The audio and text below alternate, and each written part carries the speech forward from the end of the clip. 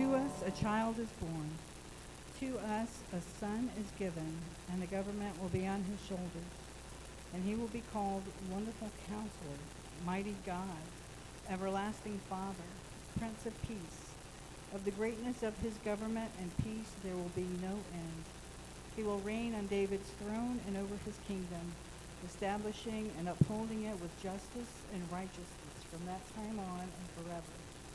The zeal of the Lord Almighty will accomplish this.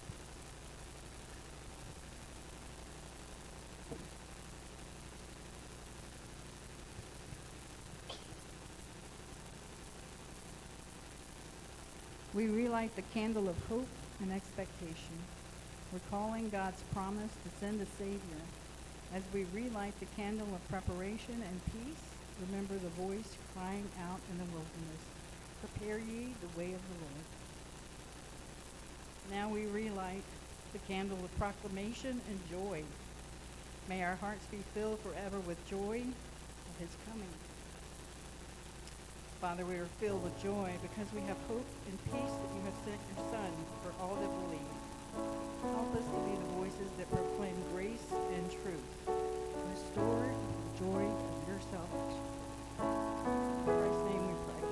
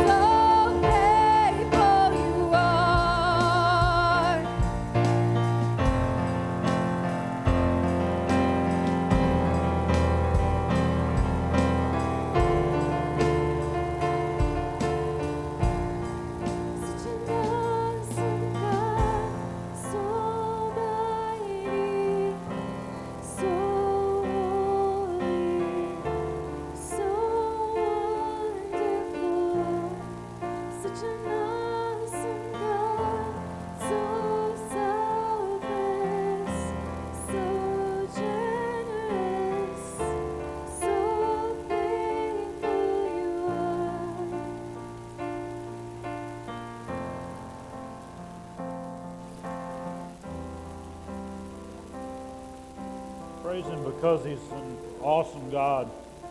And if you don't know Him to be an awesome God, that's a promise. And you just pray this with me. Can you say, Lord, I need you to show yourself as awesome in whatever area of your life that you need Him in. Maybe doctors told you some news that you don't like, or maybe your accountant has told you some news that you don't like, or maybe your marriage is struggling, or maybe your home life's struggling, or your job, or maybe you're just worn out of pandemics and just getting tired. I don't know. Could you just say, Lord, be awesome in that? Show me how awesome you are. I think sometimes we can challenge God and say, God, show me how awesome you are in this. Just pray that over whatever that is in your life. If you need healing, say, Lord, show yourself awesome and heal. If you need finances, say, Lord, show yourself awesome this season. Just show yourself awesome in my life. Dear Lord, would you show how awesome you are to us today? As we explore your word, as we worship you, as we come before you with whatever needs that we have, Lord, show yourself to be the awesome God.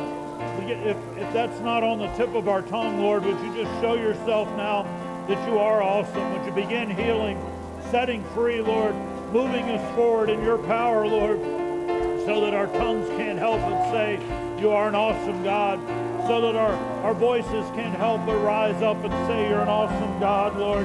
Just begin healing and setting free, Lord, for those who are struggling at home in marriage or with children, Lord. Be awesome there, Lord. For those who are sick, be awesome in that area of our lives, Lord. For those who struggle with depression or anxiety with this pandemic, Lord, be awesome this season, Lord. Be awesome in our lives, Lord. Appear in our lives and just be awesome, Lord.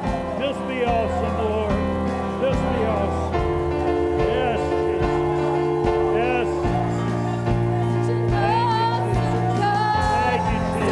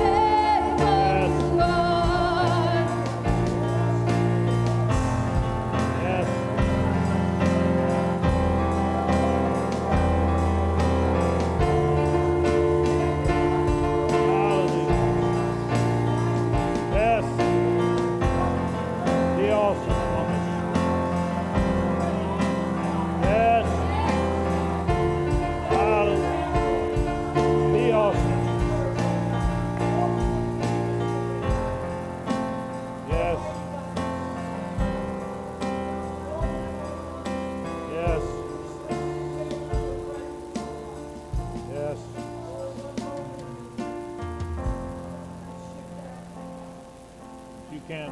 If you can't say that he's awesome right now, then just give him a chance.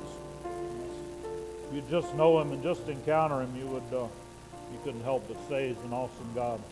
He heals us and sets us free, and everything that I have is because of him, and everything I can do is because of him. And so if you can't say that, would you just give him a chance to be awesome in your life in this Advent season, this Christmas season, where he appeared into this earth 2,000 years ago? Let him appear in your life. Just give him a chance to appear in your life and be the awesome God that he claims that he is. It's Christmas season, so I'd like for you to start thinking through, you know, we've been in this pandemic for almost 2 years now. And, well, maybe I'm speaking to some of you on camera. Maybe I'm speaking to some people who aren't even listening, but I think it's time we get back to Jesus and back to church. And I think it's time we become the people that God's called us to be. So my prayer for the next two services, now our next two services, next Sunday, we'll be preaching about Christmas, and we'll do some Christmas stuff. It'll be our Christmas service. I have to confess, there's no kids program. It's hard to put together this year. But we're going to celebrate Christmas together. And then our Christmas Eve service, which is 7 o'clock on Christmas Eve, we're going to celebrate Jesus there. And I think it's an opportunity for those of us who've been here all along or been in and out, but to try to reach out to those who have grown distant from us as a church. Jesus went after a lost sheep, and I think if you'd give somebody a call this week is what I'm asking, or invite somebody on Facebook. If you'd just say, hey, we miss you and we'd love to see you back. And it'd be really nice next week to remember what it was like to actually put the other chairs out and to remember when it was a little tight in this place. So remember, right before the pandemic, we went to 2 services because we couldn't fit in one room. And so it'd be nice to get those people back. It's not numbers that are important, but each of those numbers is a person, and a person who's part of our family that we care about. So invite somebody next week. If they've never been here, good, invite them. Call somebody, share it on Facebook or whatever. There's an event on Facebook. Say that you're going and invite your friends to that. So last week we left off in Deuteronomy. We're going to look at Deuteronomy today. It's not entirely a Christmas service. When preachers look at the book of Deuteronomy, and they're preachers like I am, and we go line by line through the Bible, we try not to skip stuff. One of the reasons they don't preach Deuteronomy is chapters 19 through 26, because chapters 19 through 26 is a quagmire. It's tough. I'm going to try my very best to try to get this for you today and try to understand how to interpret law, but there are people who dedicated their lives to this, and so we're going to have a whole lesson in Torah in about 40 minutes. So you have to forgive me. When the preacher asks for forgiveness at the beginning of the sermon, you know there's something going to happen. So, and I asked for you to be pretty forgiving because, and I'll explain why in just a minute. And we left off last week with Moses, who's giving the law and interpreting the law, promising a new prophet. One that we would listen to, one that listening to would be listening to Jesus, or listening to God. And so Jesus is that new prophet. Jesus said, I didn't come to get rid of the law, I came to fulfill the law. He is the new interpreter of the law. So to try to understand this, we saw as he was a prophet, spoke for God to us, a priest, he represented us before God, which was the cross, and he's a king, he has authority. So chapters 19 through 25 are easy to mishandle. And I think a lot of the problems we have in modern day Christianity, or the problems they had 2,000 years ago when Jesus walked this earth, was that they're mishandling the purpose of chapters 19 through 25. Now, if you've noticed, chapter 11, Moses began expounding upon the first 4 Ten Commandments. So we saw about putting God first, about not taking his name in vain. So to understand 19 through 25, first of all, we're going to have to understand Moses here is interpreting commandments 5 or 6 through 10. Okay, we've already seen some of 5 interpreted. He does hit 5 again, but 6 through 10. Those commandments are about loving others. If we love God, we'll love others. Which really, I can almost say that's the point of this service, this whole sermon. If we love God, we will love others. So Moses is applying how, because we love God, we've done the first 4 commandments, how that looks in the life of Israel. And here's the thing we have to get. He's interpreting how to live those commandments 3,000 years ago to a group of people standing on the plains of Moab, getting ready to enter a promised land. Former slaves standing on the... You could probably not make anything any different than that life compared to your current life. How many of y'all have ever been to Moab? How many of y'all know what it is to stand across a river and get ready to attack an enemy? How many of y'all have been former slaves? How many of you, 3,000 years ago, the world was different. So here's how I want you to keep it in your mind to explain this, okay? If you have an acorn, it has all the DNA of an oak tree in it, right? It becomes a mighty oak tree, but it starts as a little acorn, okay? And in that acorn is the genetic code that makes a gigantic oak tree, 10 feet across and 70, 80 feet tall, all found in one little acorn, okay? You plant this acorn, okay? When you plant this acorn, it becomes a tree, but it does not become a full-blown tree the moment you plant it. starts about that tall, right? And it has a couple leaves on it. And it grows and it becomes, this big. I have an oak I planted when we moved, and it was about that big when I planted it, and now it's about 30 feet tall, and I don't know, it's almost wide as this room. It grows. And so, but it's not different. It's just bigger. It's still an oak tree, but it's just bigger. So what applied to I used to have to worry about the little oak tree this big around, then I'd run it over with a lawnmower. I don't have to worry about running over the oak tree that's in my yard. Now, the lawnmower, it's that big around. If I hit it with the lawnmower's going to move, not the tree. But it's still an oak tree. But how we handle the oak tree is different. So the law is a lot like that. The acorn of the law is the Ten Commandments. It's the very heart of God. Now, Moses here is taking a tree that is 3,000 years ago and applying how that acorn, how that DNA takes part in its world 3,000 years ago. And where we run into an error in the law is when we try to apply Moses' application to our world today. This is exactly what the Pharisees did to Jesus. They tried, instead of getting to the acorn, the heart of God, they came to Moses' application, which was already 1,200 years old in Jesus' day, and they tried to apply the application. And you can't really apply the application. Now we have a much larger tree. And as we go through this law, understand some of the branches no longer have any application to our life. We're not even sure what they mean. Some of the branches still apply, but they apply radically differently than they did standing on the plains of Moab. So what I want you to do is focus on applying this in your life. I'm going to try to run through just about every one of these laws and give you the high points of it, but I want you to try to apply, what does that mean today? And we've got to drill back to the heart of the Ten Commandments, which is what? Love God, love others. And the commandments from 19 to 26 that Moses is expounding on is how to love others. So if you read this and it looks like it's pretty hateful, because some of these things at first glance look hateful, the truth is they're not hateful at all. If you look at them 3,000 years ago, they were radical. There's radical feminism here. There's radical rights for people here. It just doesn't seem so radical 3,000 years later. But you've got to get it in its setting and then bridge it to today's setting. So the good thing about this is we get to see how Moses applies the law. We get to see him wrestle with the law, which we do. We wrestle with the heart of God. If you're a Christian, do you not wrestle with the heart of God? I mean, I do. I wish we as a church could give you 10 things that you do and you'll be a shiny Christian. But the truth is, it's a wrestling match, and I think we get it wrong as much as right, and we end up in a lot of gray things where there's not entirely right and entirely wrong, but there's the best thing that I can do in light of God right now. And so, and that's kind of how the Bible works, because this is about a relationship. It's about life. And my marriage is a lot of gray areas too. Isn't yours if you're married? I mean, your relationships are gray. They're not black or white. They're gray. And gray is where we live in a relationship.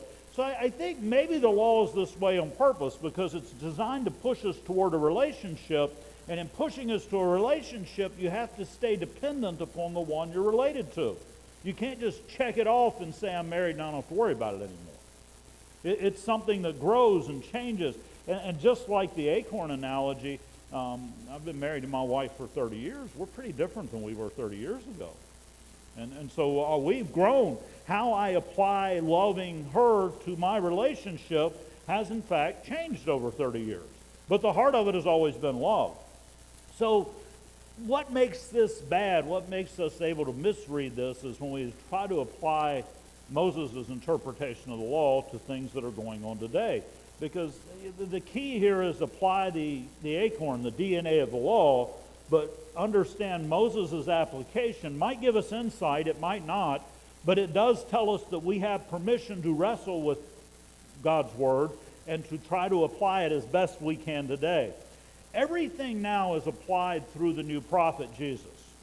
Jesus told us in the book of John that he's the vine and we're the branches. To carry the acorn analogy, he's the trunk of the tree, and our applications of the law must come off of him. They must come through him. They must come through the fact that Jesus said, I didn't come to abolish the law, I came to fulfill it. I came to show you there are many more branches about to be on this tree. There are many more things to apply here on this tree. And nod and let me know you're getting this, because this is a lesson in Christian interpretation of Torah in 10 minutes or less. And we could do a half a year class on this and come to this point. So let me know you're getting some idea of what I'm talking about here. Remember, the key is get to the DNA of the law, which is love God and love others, right? And then we can apply that to our life. But when we're reading chapters 19 through 26, we can't apply the application. We have to apply the heart of Moses' application. So that's the key. Another key to understand this is it's not about doing things. As we go through these laws, it's not about, please don't sit there and say, oh, I need to do that. That would make God happy. You make God fully happy because you've accepted Jesus. It's called grace, okay? When God looks at you, he looks at Jesus. You're wearing a white robe, pure and clean in front of him. The reason why we do the law or listen to the law or even care about the law is because we've already received grace. So if you're sitting there thinking, oh, I would be a better person, if you want a religion where you have to try to do enough good to make God happy and limit your bad, you need to go be a Muslim. That's exactly the heart of the Muslim religion. And it makes sense. But unfortunately, it's not how it works, because we don't even know the good that we're doing, and we don't even know whether it is good. I've tried to do good to somebody, and it ended up being bad. You ever done that? Tried to comfort somebody, and it ended up hurting them. And so I don't even know what's good and bad sometimes. I need grace. So what I'm saying is this whole thing applies because God has given us grace. Now we have the power of the Spirit to do God's will. But doing God's will not get you in or keep you out of heaven, because you've already not done it. So you can be as good as you can possibly be, and it still won't get you into God's graces. Only the cross will get you into God's graces. So to understand this, salvation is for everybody, and it only comes through Jesus. It does not come through the law.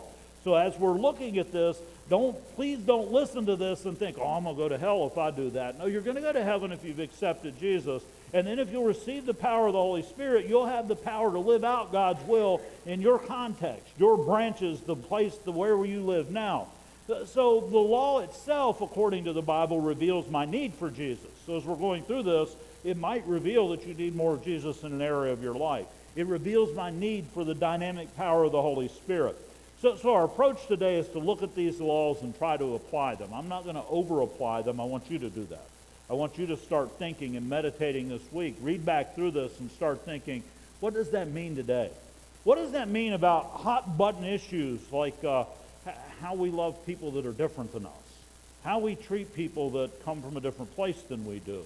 How we interact with people that are mean or harsh, or how we wrestle with common issues of our day. Read the newspaper alongside of this and think there's got to be a way to apply God's will to these things. Make sense? So, again, I'm asking you to forgive me because some of these things are unclear what they mean. It's 3,000 years later. It's easy to misapply them. And I promise you, somewhere in running through this, I will probably offend you. So, and if I did, please let me know, and please say, is that what you really meant to say? Because I may not have meant, we're wrestling with some pretty deep stuff here. We're going to try to do it pretty fast. So does that make sense? Another key, by the way, to interpret this, all of these laws are about preserving the land and community. They're about the good of the community, because, our biggest interpretation problem in the Bible is we keep trying to read it like it was somehow written as individuals. You used to say that. The Bible's written just to me. No, it's not. The Bible's not written to you. It's written to us. The Bible's almost always in plural. Think about the New Testament. Almost none of the New Testament was written to an individual. It was written to churches. And we tend to apply it as an individual when in reality we need to apply it to all of us. It's about all of us. So one of the keys to interpreting this law is to understand Moses is talking about what's good for the community. He's not always talking about an individual. He's talking about community. It's very foreign to us as in our Western individualistic mind. So let's start in verse. I'm not going to read every line of this because it's a lot of it. I'm going to give you the high points. But starting in chapter 19, okay? The first law, Israel coming into the Promised Land looked like an old Western. It was cowboy justice, okay? There wasn't courts, there wasn't law. So the first thing Moses does here is that he says we should set apart 3 cities. And as we grow 3 more cities, and if we grow 3 more cities, and those cities should be set apart in Israel so that somebody who accidentally does damage to somebody can run there and find justice. Does that make sense? So there has to be a place where, for instance, the example it gives me is I'm cutting wood in the woods and my axe head slips off and it hits Carl upside the head and kills him, and now Carl's family is going to try to kill me, which would be very realistic, right? But I didn't mean to kill Carl. I didn't hate Carl before. So I need a place where I can find justice. Would you understand this might have a little something to do with loving our neighbors? That at times we have to back off and let some truth come in. We can't always run around and retaliate. Wouldn't we be a lot better people if we were not always trying to retaliate for every wrong that we thought was done? And it wouldn't be great if there was a place we could run and maybe to put a break and a pause on our retaliation. It says in our hot anger they pursue. And even though they didn't die, we still try to kill them. And verse 8 says, when the Lord enlarges your territory, you need to create more of these places. In my mind, I think we can apply this today to the church. The church should be a city of refuge. This church, as we rebuild post-pandemic, as we reach back out into our community, we've always tried to be this, but we need to be very serious about being a city of refuge. Yeah, maybe you have a notorious reputation, but that's okay. And here, we can be what God tells us we are. And here, we'll look to a higher judge. We need places in our life where we can look to people bigger than our own opinion in order to understand. Now, what this is really trying to do, it's trying to curb violence. It's trying to stop violence because, if I hit Carl with an axe head and kill him, and now his family comes after me and kills me, now my family goes after them. Next thing, you got the Hatfield McCoys. And then that grows, and eventually you've got civil war, you've got fights. And so it tries to hit the brakes early on in violence and say the cycle of violence has to be broken. There's a principle. Try to apply that to your life today. How do we break the cycle of violence? How do we break this constant? Look at our political world today. How do you break the cycle of I'm going to get you because you're not me? How do you break the cycle of we're going to retaliate against you? How do you break this vengeance? It breaks the cycle. It hits the pause button on the cycle, and it makes something different. Now, at the end of it, verses 11 through 13, it says, now if he is guilty, now if I meant to kill Carl, and I took an axe and hacked his head in, and I meant to do it because I hated him, then it says if I flee to that city, there needs to be justice. That makes sense, doesn't it?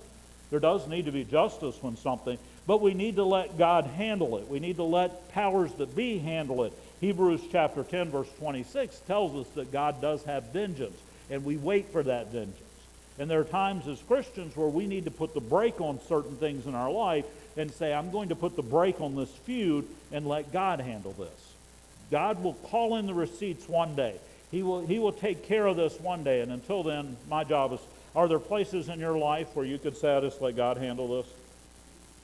The places in your life, because truthfully, when you're going to get vengeance on somebody, that cycle tears you down. You ever been really mad and angry at somebody and they had no idea? And it's eating you alive, but they don't even know that you're mad at them, and it's destroying your spirit.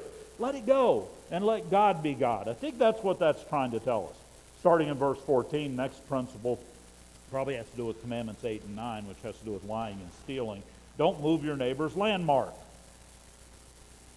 You got those little pegs at the corner of your property if you own a house, right? And they're painted orange or something, got some survey tape. You ever thought I could get a little more land if I just pick that up and put it right over there? You ever thought about that? Of course, surveyors are going to catch that, and they don't care where those pegs are. But in the old days, I've read some old deeds. It goes to a pile of rocks or a tree or something, and that's what their deeds did. So it was really easy to say, let's just move the pile of rocks. And the problem here is the weaker could not move the pile of rocks. If you were the weaker of the neighbors, you were not going to move the pile of rocks. But if you had a powerful, rich neighbor and he wanted to move the pile of rocks and take away your land, wasn't much you could do about it. So again, this is designed to protect exploitation of the weak. It's designed to say if you own it, don't take it from somebody else. But how does that apply today? We were talking Thursday night about applying that to the church. I don't know if you've ever noticed at the bottom of our lyrics up here, there's a CCLI number.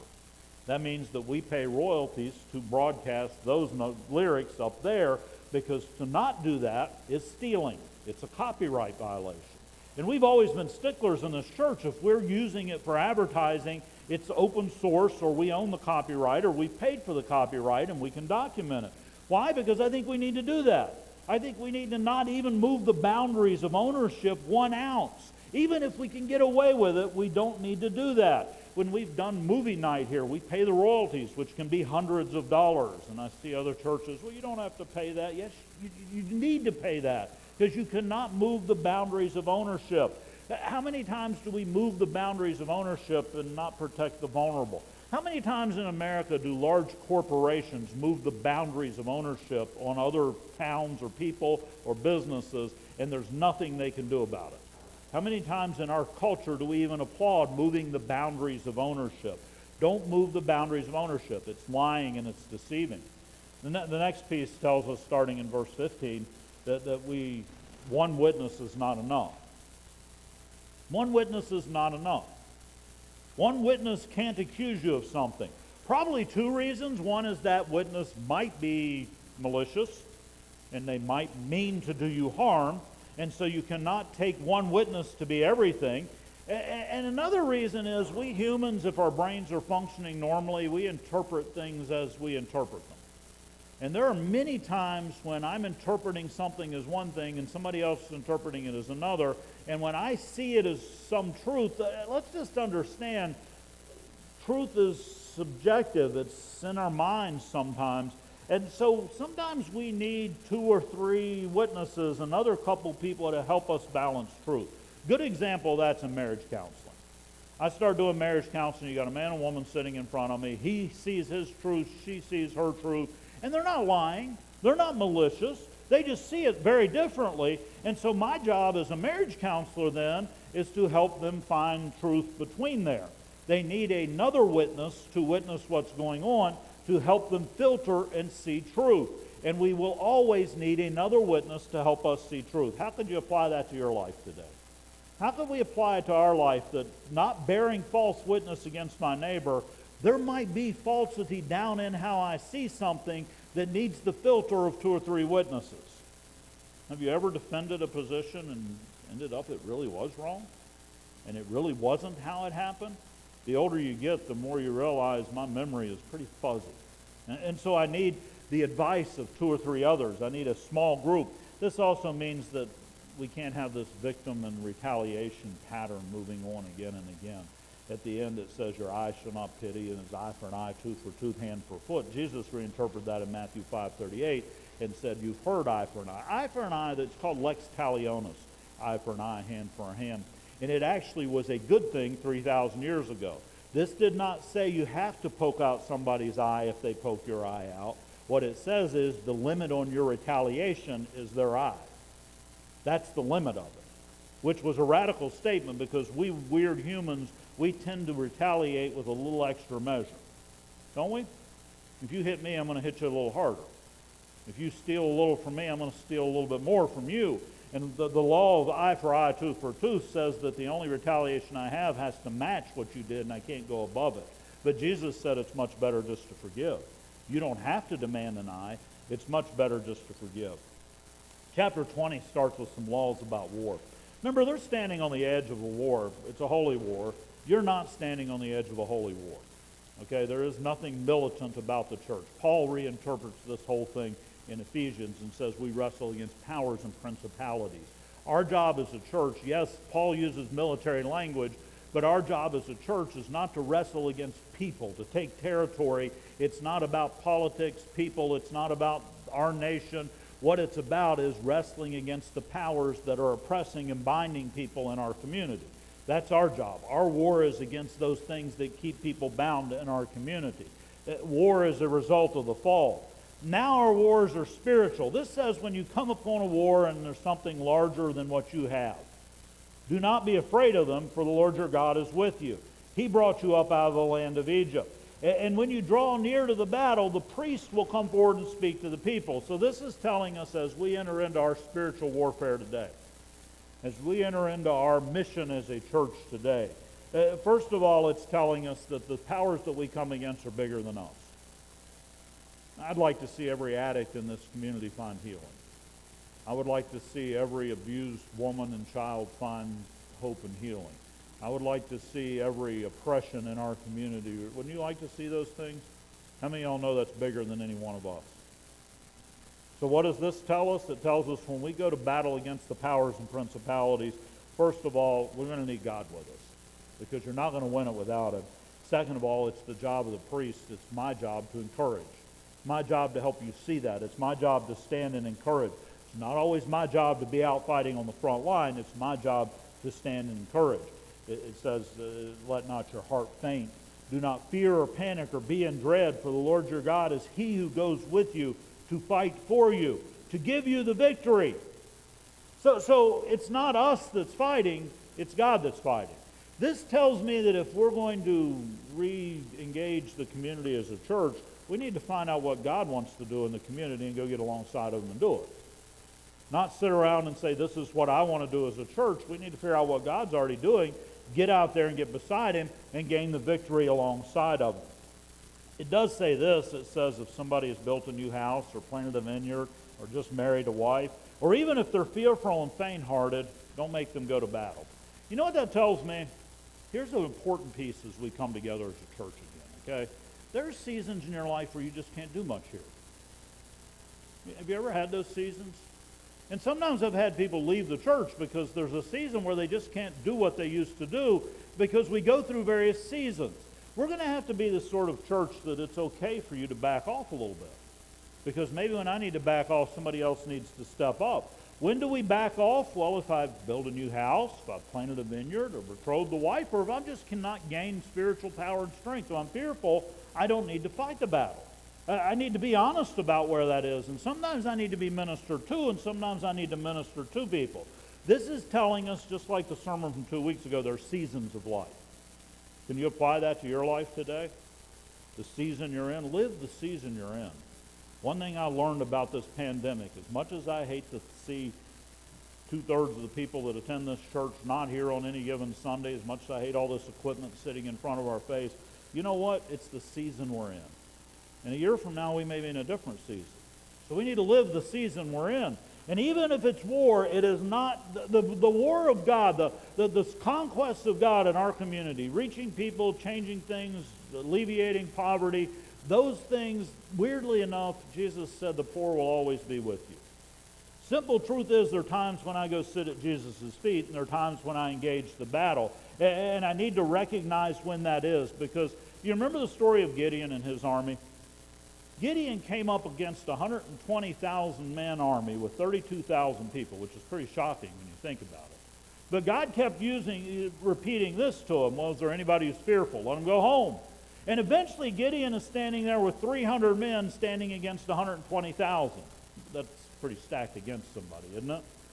But what's the principle here in chapter 20? The battle's not yours. It really doesn't matter how many people you have or how much power you have or how much money you have. It's God's battle. And if you're fighting God's battle, God will fight His battle. There's a lot of application right there, isn't there?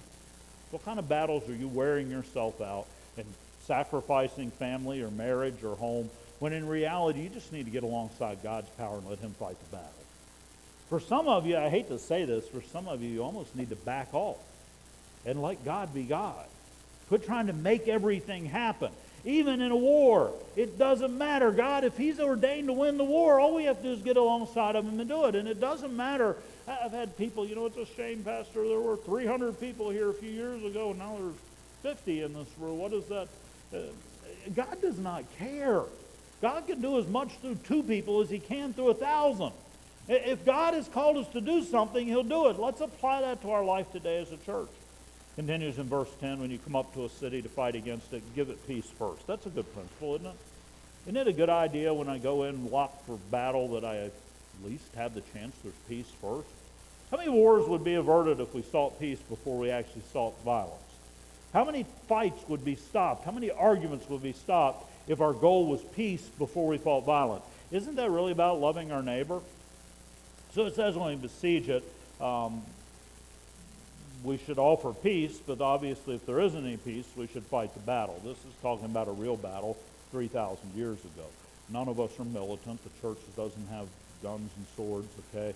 I don't understand that. I never have understood that. I had a politician send me a little postcard, had a picture of a Bible with a gun laying on top of it, and somehow thought that means I'm going to vote for him. I don't understand how those two things are in the same picture. I don't get that. So maybe you do. I don't get it. I don't think we're fighting that sort of battle. This is an interesting one here in verse 19. It says, when you make war against a city, don't destroy the trees. You know what we can learn from that? First of all, the environment belongs to God. And I'm really tired of the idea that Christians don't care about the environment. That somehow or another, we should be most caring for the environment because God made this. And we should recognize that Moses uses a bit of sarcasm. He says, are the trees coming against you? Is your fight really against a tree? The fight was against somebody else, not against a tree. Why are you chopping down trees? This was the practice of ancient armies. It involved salting the earth. It involved complete environmental destruction around an area that you are attacking.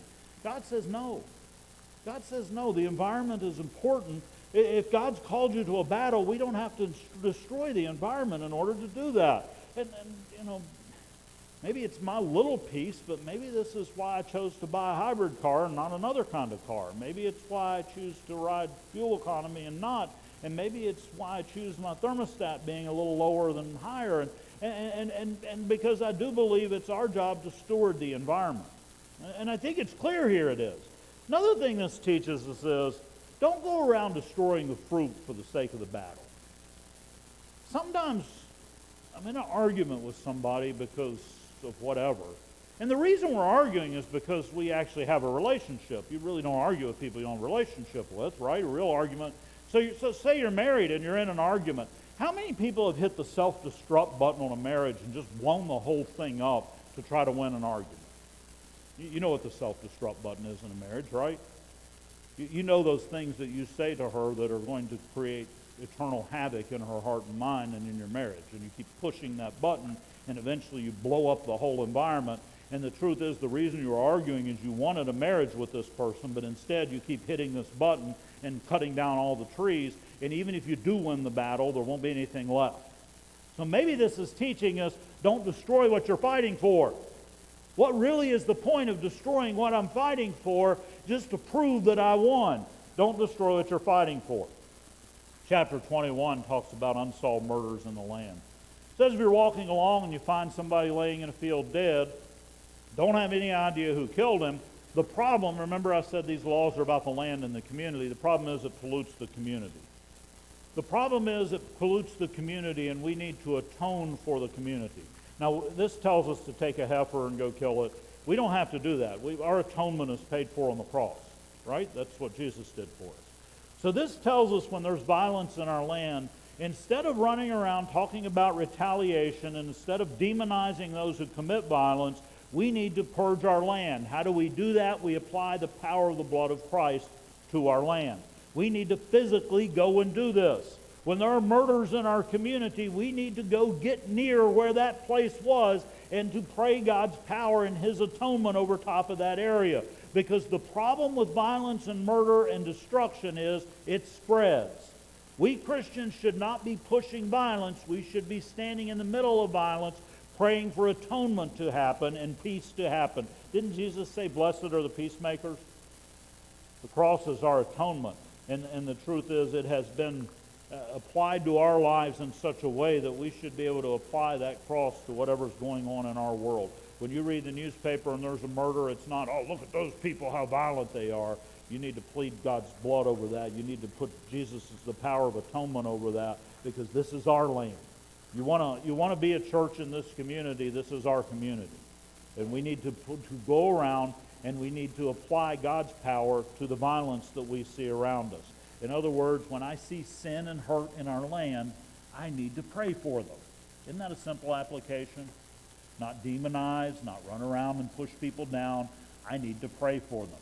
I need to, according to this, in verse 5, bless them in the name of the Lord. I need to bless this land and bless the things that are around us, okay? It says in verse 9, I need to purge the guilt of innocent blood from our midst. I need to purge the guilt of innocent blood from our midst. How can you apply that to your life? I mean, it's not like you're going to walk around and find a dead guy laying in a field and then you're going to call me to come slaughter a bull in front of where that happened. I mean, that's a low branch on a small tree, right? But now we have a much bigger tree. But I think the principle's still there. I'm going to have to love people and plead peace over top of people.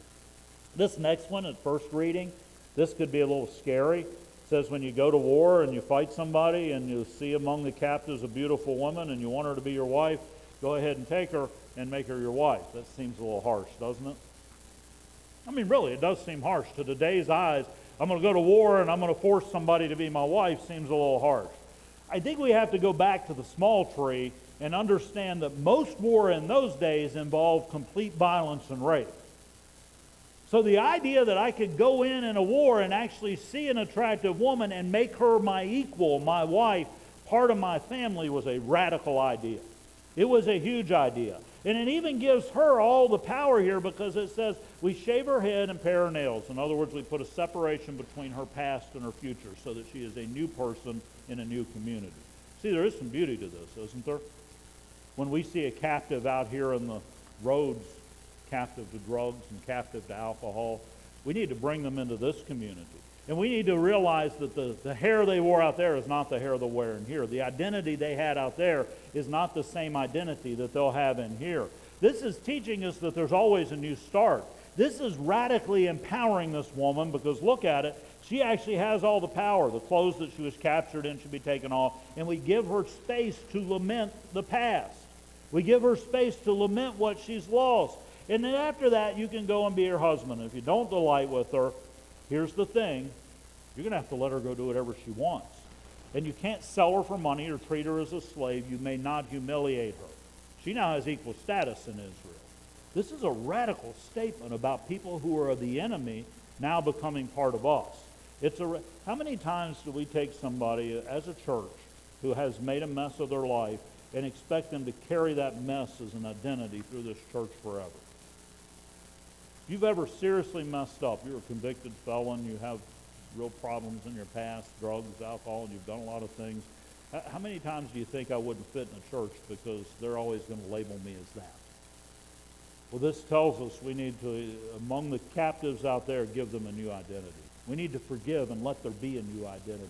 It also teaches us that even a woman who's of the enemy has dignity. That was a radical statement. For the little tree 3,000 years ago, that was one massive statement. This was so radically countercultural that I'm sure it created shock as Moses said it. It doesn't create shock for us. We see it differently. So the next part is, this is talking about if a guy has two wives. In the Bible, sometimes they had 2 or 3 wives. The Bible doesn't say it's good, doesn't say it's bad. Some of Moses' laws are really in the gray area. Moses, if he said, look, you can only have one wife, probably they would have just categorically ignored it. And if they're going to categorically ignore that, then there's going to be no rights for that wife or those children that are born in that marriage. And so they're completely, so Moses, as church leaders, and most of y'all are church leaders, how many times have we had to deal with the grayness, not the black or white? The God path through it. How many times in your life have you had to deal with this? We have this in mission service. Missionaries go to Africa and they convert a tribal warlord to Christianity. I had a friend, he was child number 123. He was his dad's 123rd child. His dad had about 40 wives, and he was the 123rd child. His dad was a tribal leader in Africa. Okay, this guy accepts Jesus, right? What do you tell him to do? You got to dump 100 children and 39 wives away and be faithful to this one wife? Well, you know what happens to those 100 children if you dump them and cut off ties? They starve to death. You know what happens to those wives? They're sullied. They can no longer marry again. Nobody wants them. They're going to starve to death. So how do we move forward as Christians in such a gray area? Well, that's what Moses is trying to do here. He's trying to move forward in a gray. He's not saying 2 wives is good, but he is saying if you have 2 wives and you love the second one better than the first one, you can't now take the sons of that second one and put them over top of the first one. The rules, the rights of passing down property still apply. You know what we can say here about that law? we can say, even when everything's wrong, I still need to find out how to do the most right. I mean, let's just be honest as Christians. How many times is it mostly wrong, but we've got to figure out the least wrong way to move forward in life? I wish Christianity were black and white. I wish we could stand up here and say, do this and don't do that. But the reality is, things are much, much grayer than that.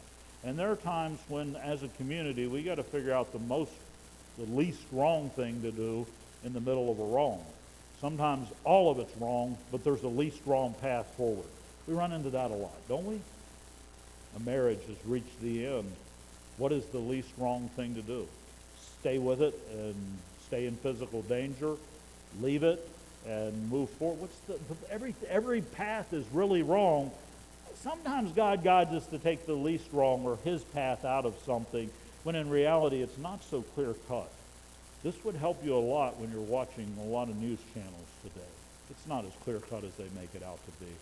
The world is full of gray. It's called life, and life is full of gray. Moses acknowledges that. This next one's a really weird one. If you have a stubborn and rebellious son who will not listen and won't listen to them at all, then the father and the mother should take hold and bring him to the elders at the city gate and say to the elders, our son is stubborn and rebellious, and he will not obey our voice. He's a glutton and he's a drunkard, and all the men of the city will stone him with stones. Remember I told you a couple weeks ago, a lot of times there's hyperbole here, okay? I don't think this ever happened, because I don't think any man and wife would ever agree to take your child to the gate and have them stoned with stones. I don't think it ever happened. I think it's here to say that rebellion as a child, or this child is at least a teenager, rebellion as a child affects the community.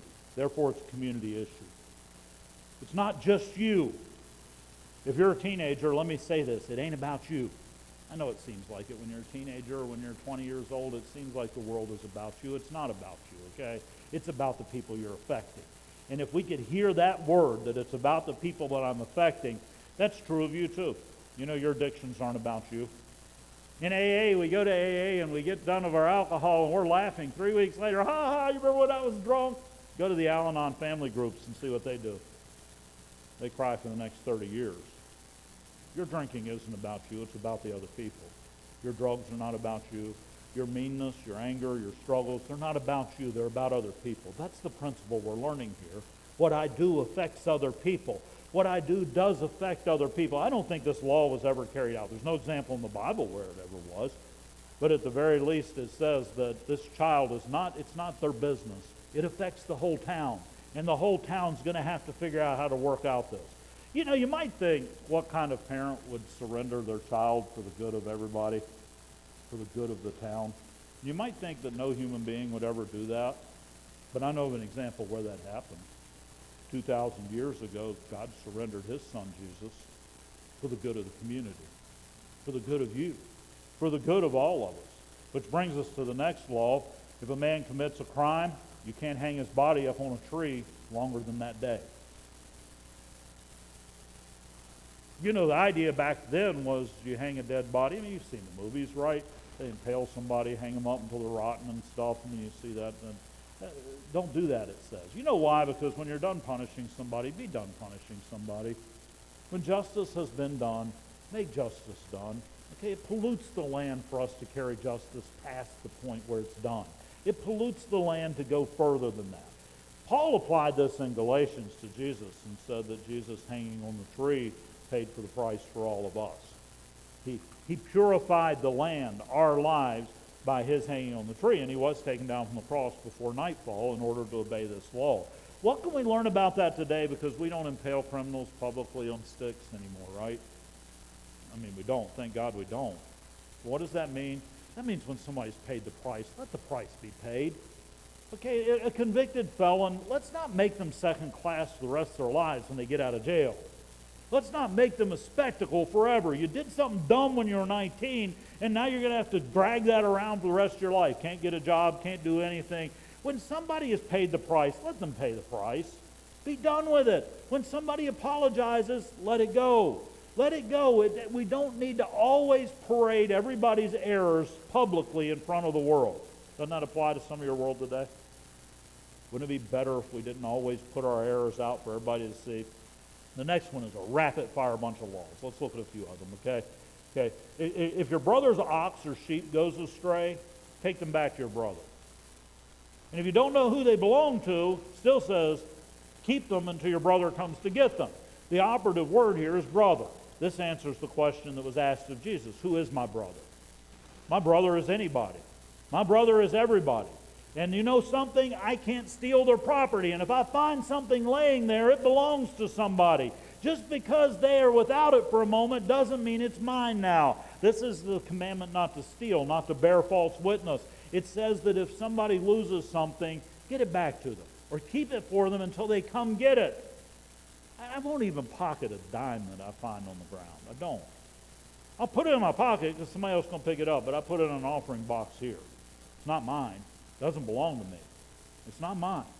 And just because somebody is losing something, this really empowers the weak. It really does. It tells us that everyone is our brother, and we need to pay attention that things aren't being taken from our brother. Verse 5, now this one at first glance looks, the pastors rail about this, but let me try to explain it to you a little differently. A woman shouldn't wear a man's garment, and a man shouldn't put on a woman's cloak. Whoever does these things is an abomination to the Lord your God. I've seen that used so many times about these transvestites that are running around. Let me just say this up front. I don't care what kind of clothes you wear. I really don't. If you're a woman, you want to wear pants. I really don't care. I don't think that's what this is talking about at all, okay? The word for garment used there means an emblem or a seal or an insignia. So what this is really telling us is don't steal someone else's status. Instead of women and men's garments, we might rewrite this today and say, do not put on a military uniform you bought at a surplus store and go to Golden Corral and try to get a discount. That's really what it's saying, isn't it? It's saying don't try to pick up. Now, if the reason you're wearing the opposite sex's clothes is to try to gain some status that they have, it would be the wrong thing. Okay? But if you're more comfortable, and one of the commentators I read is from Sri Lanka, he wears a sari most of the time, which is a dress. And he said, that's our culture. Matter of fact, I always thought maybe one place the Muslims get it right. Guys, wouldn't it be cool if we wore a big, long, flowy robe with a belt on it? You put on a few pounds, you just tie it a little bit looser, and you just pull that baby in, and it can't nobody tell what you look like under there. Just a big turban on our head. But of course, when you're talking about men's and women's clothes, you're talking about what we wear today. You understand, in biblical times, they all wore dresses.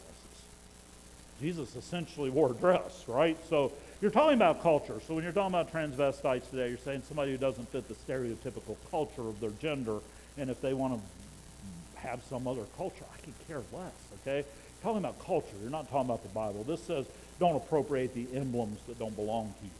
Don't wear a military uniform and get a discount if you're not in the military. Does that make sense? I bet you could think of a lot of other examples of that. Cultural appropriation today. Okay, don't run around and act like an American Indian if you ain't. Don't expect their status if you're not one, okay? Don't run around and expect the status of somebody of another race or gender or another place if you don't have that. Don't. I think that's what it's saying, don't you? How many times do we try to grab somebody else's status? Don't wear a priest collar if you're not a priest. Don't pretend you're ordained if you're not ordained. We could apply that to a lot of places. This next one's a really weird one. You come across a bird's nest in a tree and their young ones are eggs and the mother's sitting around the young and the eggs. Do not take the mother with the young. The mother should be let go. You can eat the eggs, but you need to let the mother go. It's a weird law, isn't it? The Hebrews have spent billions of piles of ink and argument in their Talmud and their Mishnah trying to figure out what this means. And they have 1,000 different ways of figuring out what it means. You know what this really means? Quit stealing from your future. Quit doing short-sighted things today that destroy your future. Nothing else, it's talking about our environment, isn't it?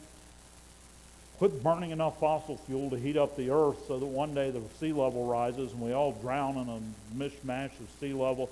Look at the tornadoes coming across the country this weekend. Look at those people in Kentucky. That stuff didn't happen 30 years ago. This is not, I'm tired of Christians. Global warming is a hoax. No, it's not. Okay, it's probably the most proved scientific fact we have right now. So quit advocating taking the bird and the eggs and leaving nothing for the future. Leave something for the next generation. Leave something for grandkids and for the future. And at the very least, maybe we could leave them an earth that they could actually live on. Well, that's not popular among some of us, is it? Christians should be the most environmentally sensitive people around. Quit this nonsense that big corporate America tries to feed you, that somehow or another the world is not changing and warming and growing. The sea level's already rising. If you think that's true, I mean, really, go put all of your investments in a house right by the ocean right now. Nobody wants to do that because you know good and well that it's true. I mean, I saw a picture of four tornadoes coming across Kentucky at night in the middle of December. I mean, let's think about this. Let's quit taking the bird and the whole future.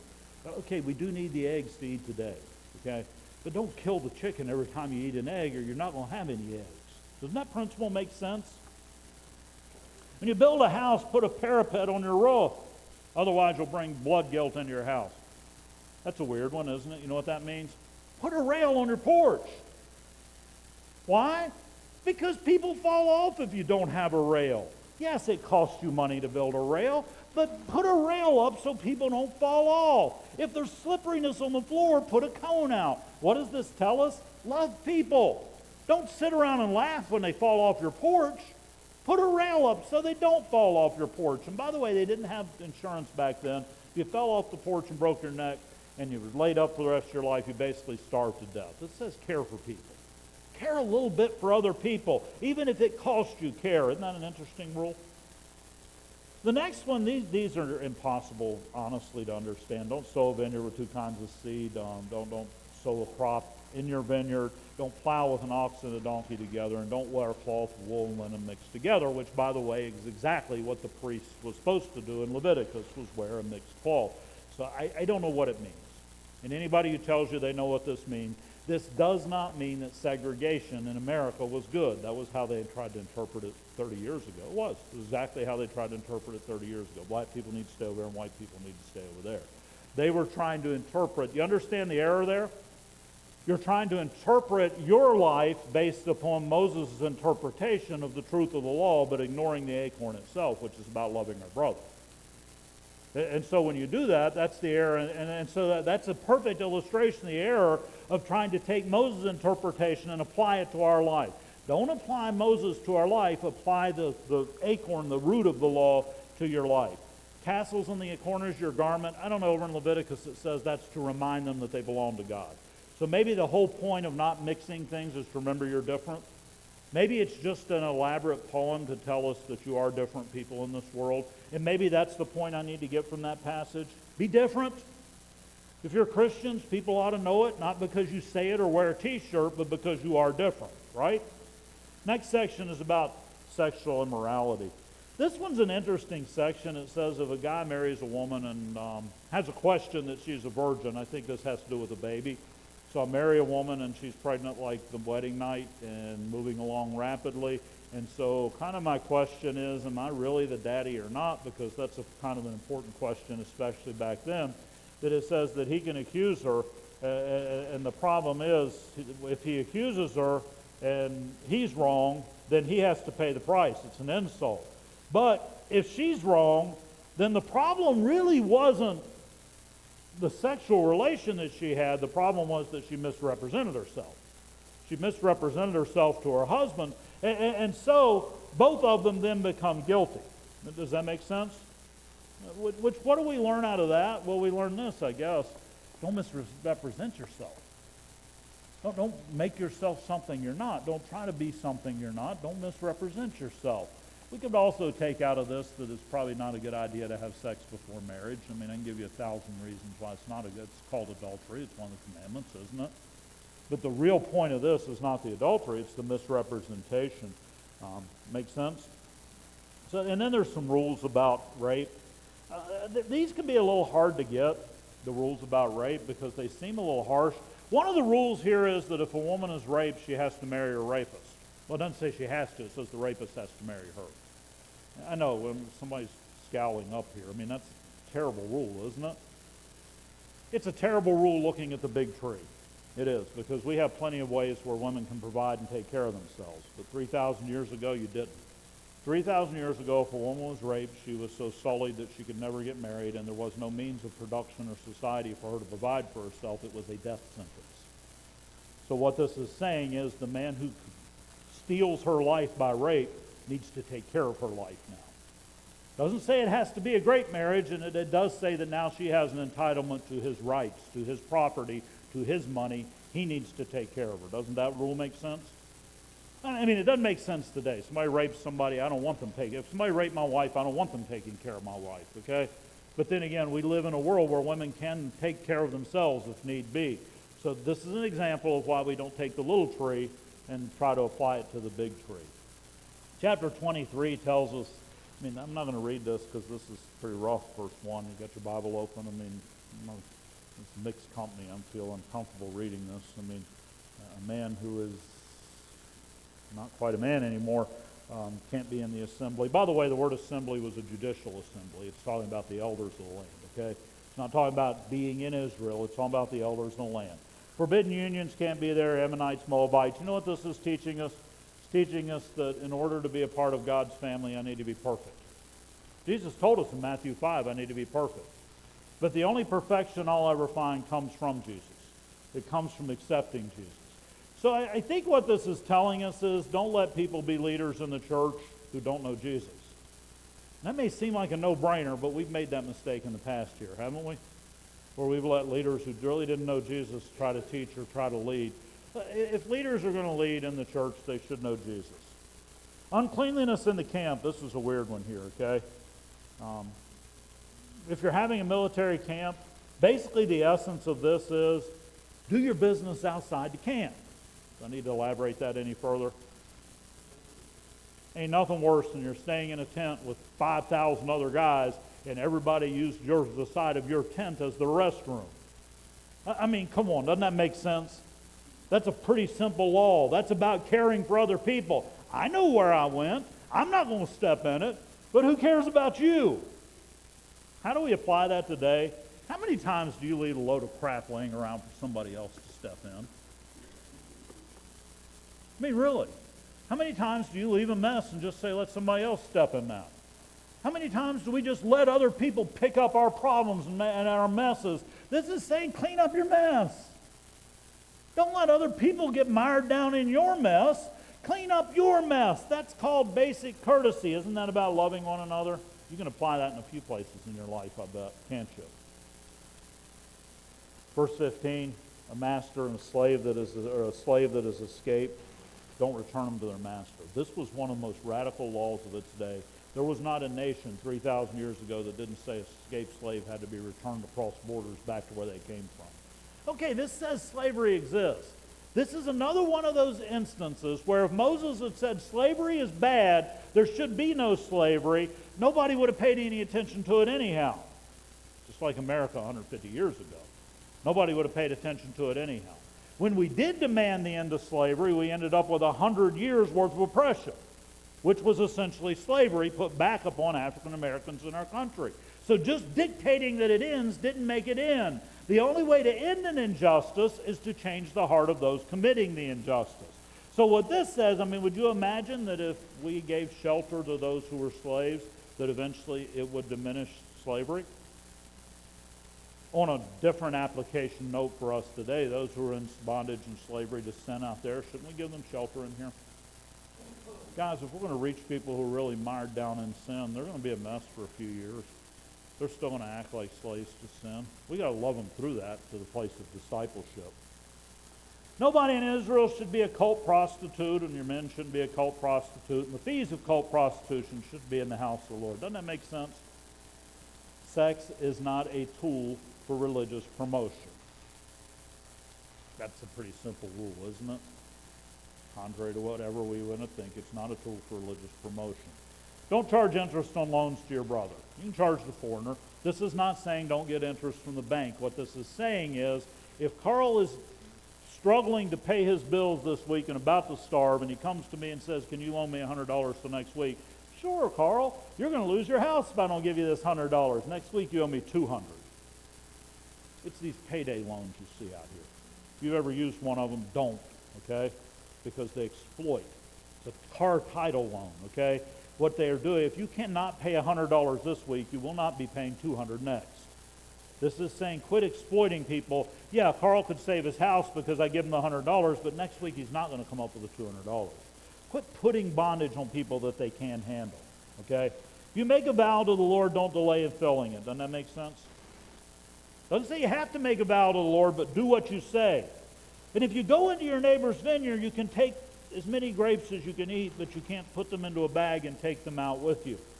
You know what this tells me? All the land belongs to God. All of your possessions belong to God. And everyone has a right to some of your possessions. We as a church have a right to one another's stuff. Not to take it and get rich off of it, but if I have extra food, I'll put it in that box out there. And if you need it, you can take it. And if you have extra tomorrow, you can put it in that box out there, and we can share food with dignity. That's what it's saying, isn't it? That we need to share. Sometimes God gives me $1, and it's not meant for me to hoard it. That $1 meant to go in somebody else's hands.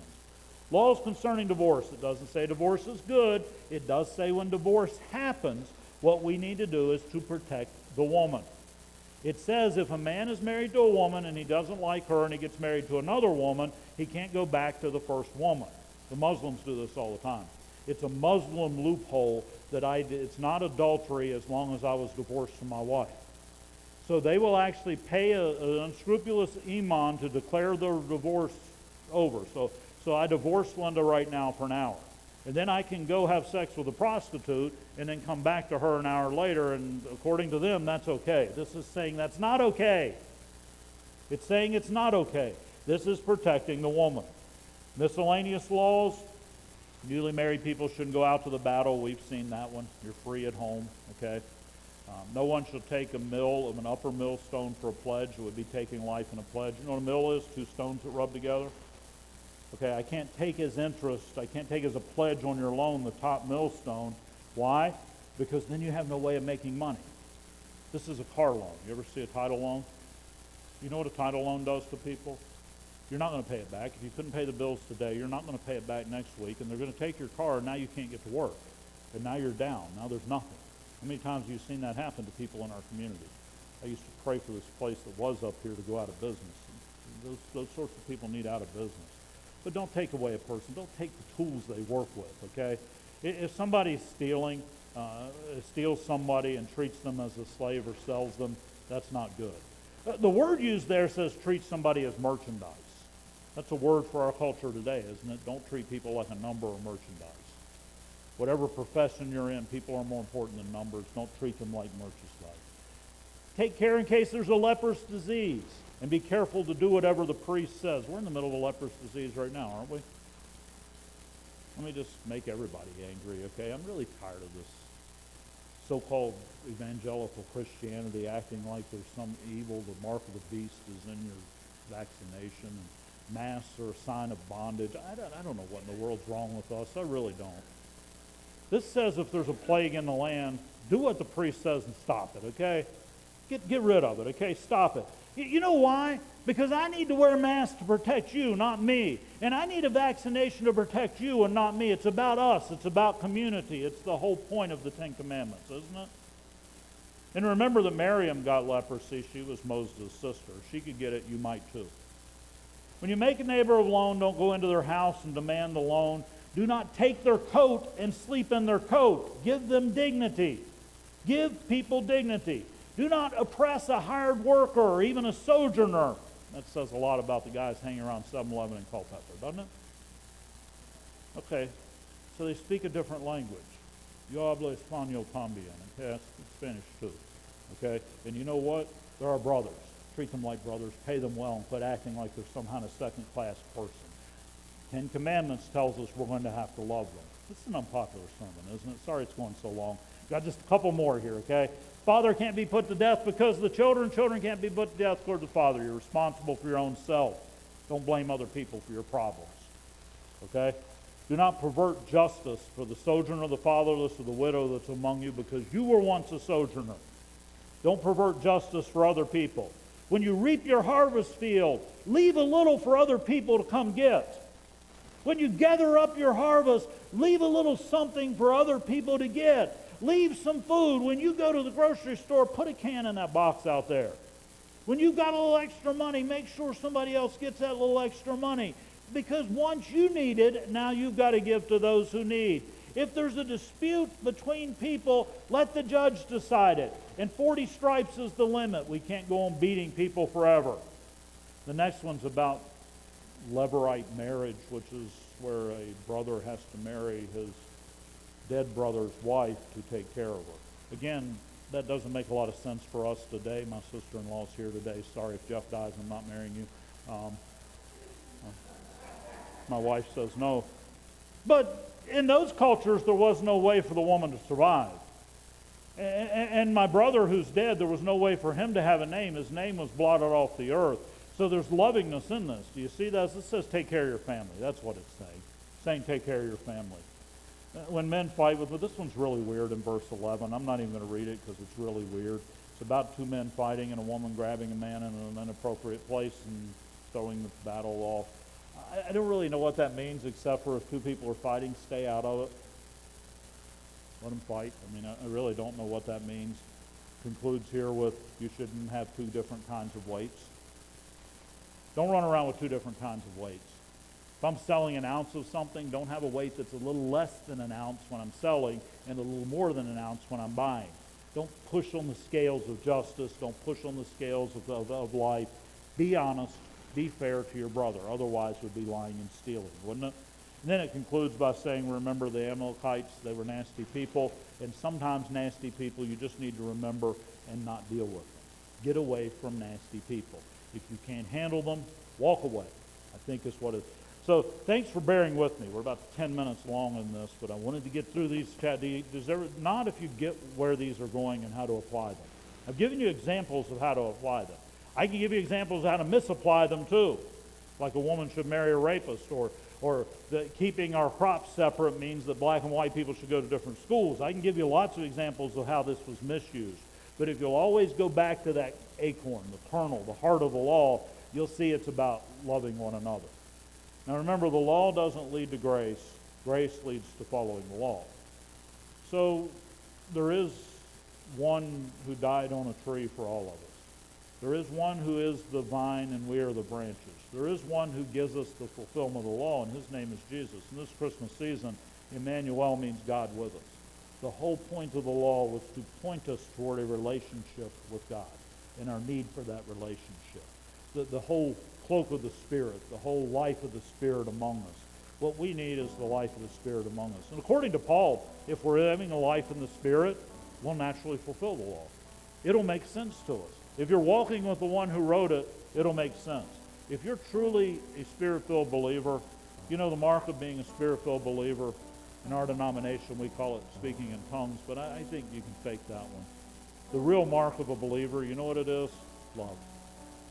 It's love in the middle of these gray, sticky, ambiguous, weird situations. It's standing up for loving one another. It's not lying, stealing, committing adultery, coveting. It's not murdering. It's not taking from people what's not theirs. It's to live a life in this gray, fallen world that looks very different. You want this church to reach our community? That's what we need to do. It's not do good. It's be good. It's not go out and do good. It's be good. And the only way I know to be good is to admit I have not been good, to accept the grace of Jesus in my life, and to let this new prophet that Moses promised us live inside of me and teach me what good is. Dear Lord, as we've looked at the law today, help us to get this straight. Help us to understand how much love you have for us. Help us to understand that you loved us first and that you want us to love. The mark of your people is not that we speak in tongues or shout or build great big buildings. The mark of your people is that we love one another. That we love. We don't kill, steal, lie, commit adultery, covet and want what other people have. We live differently. Lord, as we look at this law today, it pushes us to the need for you. For someone watching this that doesn't know you, would you just introduce yourself to them today? And for someone who's watching this who's never been filled with your Spirit, Lord, would you fill them with the love of your Spirit? Would you show them what genuine love is? Would you help us look to the cross today and understand that all of this law is fulfilled as you died for us, Lord? You got nothing for it. You got nothing out of it. There was nothing for you to attain by dying. It was all for us, Lord. You gave yourself entirely for us, and it's the greatest example of love. Teach us, Lord, to give ourselves in love as well. I ask this in your name, Jesus. Amen.